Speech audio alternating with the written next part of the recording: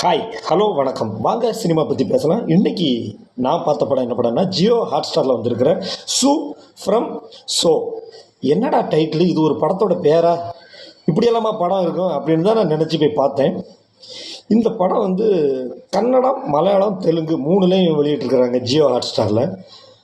கிட்டத்தட்ட ஒரு 3 கோடி 4 கோடி அந்த மாதிரி தான் இருக்குது அந்த படத்தோட பட்ஜெட்டு. பேயே இல்லாத ஒரு பேய் கதை, அட்டகாசமான ஸ்க்ரீன் பிளே, செலவே இல்லாமல் ஒரு படத்தை எடுத்து 100 கோடி ரூபா கலெக்ட் பண்ணியிருக்காங்க. கண்டிப்பாக தமிழ், மலையாளம், தெலுங்கு, கன்னடா, ஹிந்தி எல்லா ஸ்டேட்டில் இருக்கிற சினிமாக்காரங்களானாலும் சரி, படைப்பாளிகளானாலும் சரி, கலைத்துறையை சார்ந்தவங்களானாலும் சரி, பொதுமக்களானாலும் சரி, கண்டிப்பாக பார்க்க வேண்டிய படம் இது.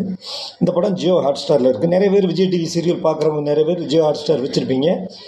நேரம் கிடச்சா இந்த படத்தை ஜியோ ஹாட்ஸ்டாரில் பாருங்கள்.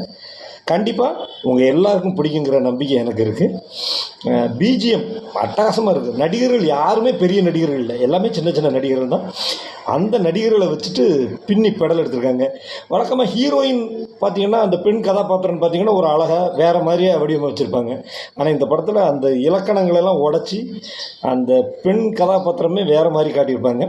கிளைமேக்ஸ்லாம் நீங்கள் எதிர்பார்க்க முடியாத அளவுக்கு சூப்பராக இருக்கும். தயவுசெய்து ஜியோ ஹாட்ஸ்டாரில் இந்த படத்தை பாருங்கள், நம்பி பார்க்கலாம்.